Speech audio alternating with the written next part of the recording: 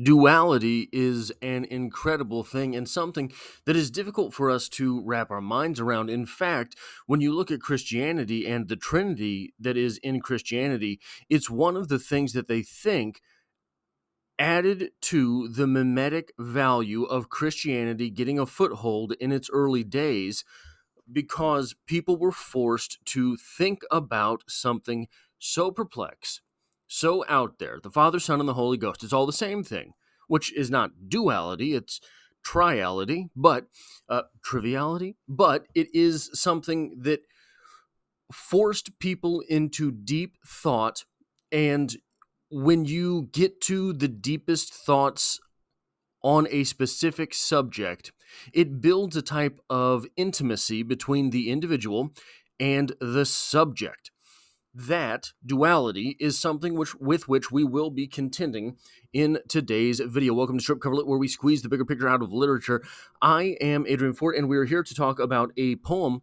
This video will appear in the poetry discussion playlist here on the channel. It is The Star by Sara Teasdale. Sara Teasdale, Missourian, by the way, St. Louisian.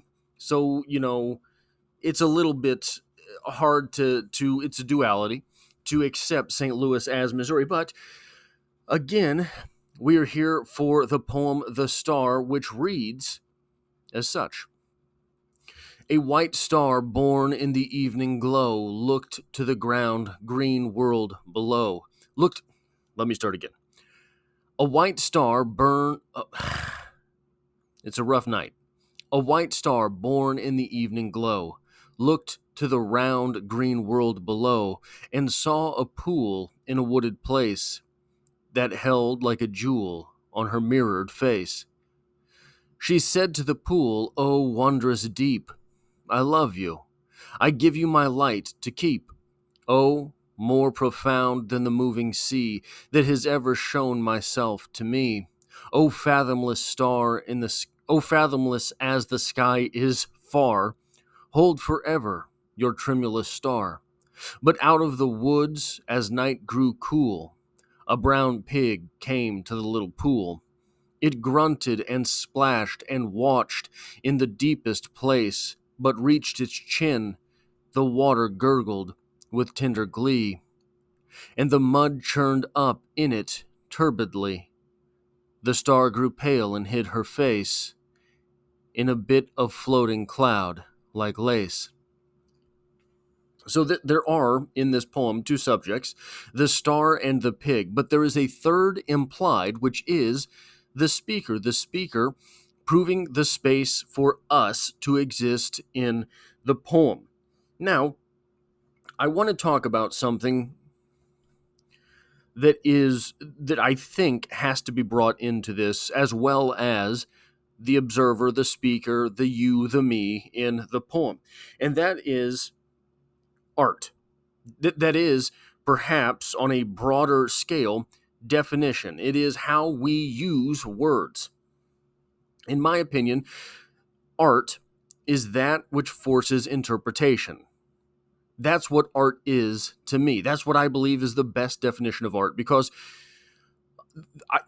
I've had other definitions of art presented to me.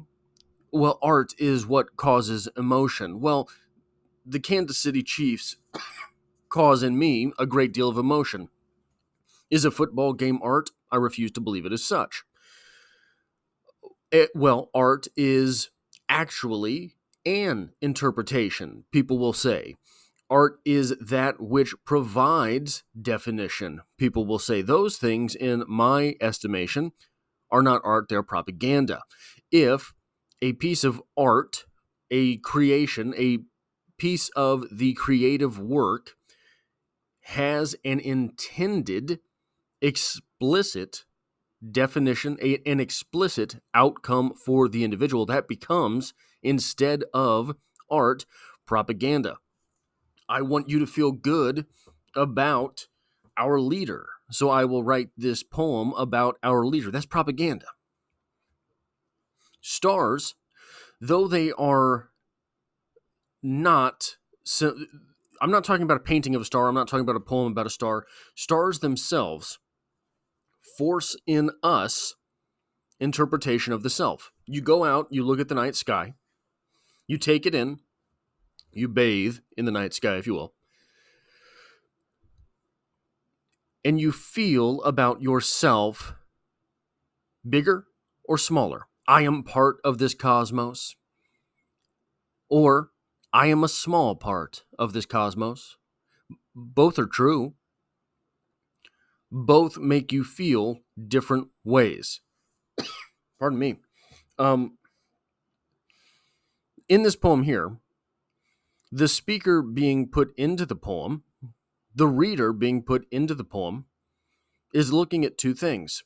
We are looking at the star, and this makes us feel something about ourselves. We are looking at a pig. This makes us feel something about ourselves. There is in this poem a difference between these two. It is the difference between these two is made clear by coloring, right? White star, brown pig. Both of these things, however, in the end up together in that pool. Now, there is the great chasm in this poem is, are the pig and the star different, or are they the same? I think there is an interpretation to be had that the pig and the star are the same, right? They're in that pool together. The pig, in fact, makes the star feel some way about itself. The pig makes that star, where is it? The star grew pale and hid her face in a bit of floating cloud like lace. Why? The star realizes in that moment that the star is exactly like that pig bathing in the water, that little pool. We are propositioned into this poem somewhere between the two. We are propositioned in this poem, to say the star, something which is so graceful, the star, something which is so wondrous, the star, that which is so far away, so large, ever burning, is we place this on high. The pig, I mean, basically across culture, is seen as something which is rudimentary, something which is, something which is almost nasty, right? The pig lives in excrement, wallers about in excrement, etc. We then have to look into this poem as ourself and say, am I the star? Am I the pig? The thing which is so difficult about duality, the duality of people, you look at your highs in life, the times where you acted in a way which is above the way you think of yourself. You act with dignity, and there are times in your life where you've lashed out, where you've had road rage, where you've been mean or nasty to someone, and you think, how can I be this person at this time, this dignified person who acts in one way, and at another time, I can be this ruthless, mean, or nasty person, wallowing about in excrement. The idea behind duality, the craziest thing about duality, is that you're both. You're both at the same time. You are both of these things. Is the star in this poem dignified, wondrous, cosmic? Yes, it is. It's also bathing in the same pool as the pig. Is the pig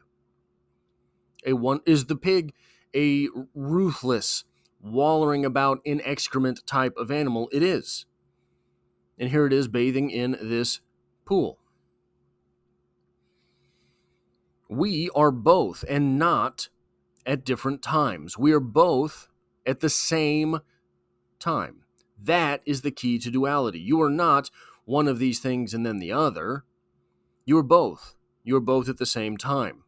Which of these parts of you is highlighted at any moment?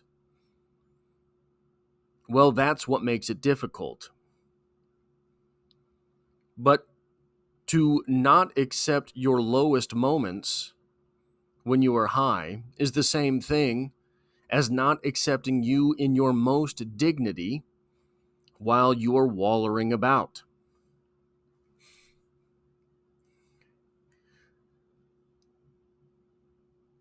And it's hard, right? It's hard to accept that we are both of these things and we are both of these things at the same time, but we are. We have to choose which parts of ourselves to highlight at any moment,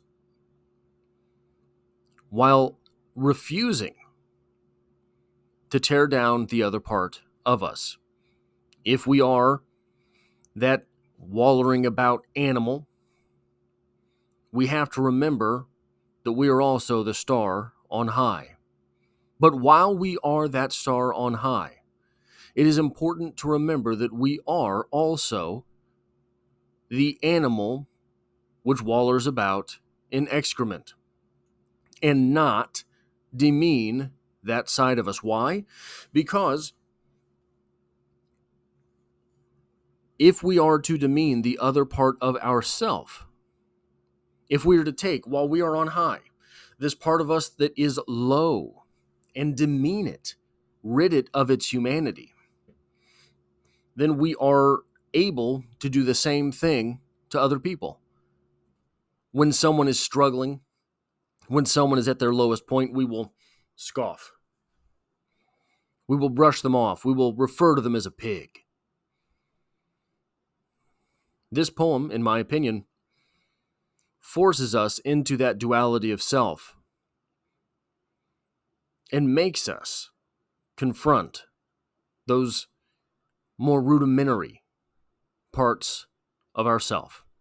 That's all I have for this poetry discussion. If you like or appreciate what it is that I do here, hitting the like button really does help me out, as it tells YouTube to share this video with other literature lovers. And if you find yourself here by chance but not design, this is all I do on this channel. I deal with literature. There's poetry on the channel every Monday, and I hope to have you back for the next one.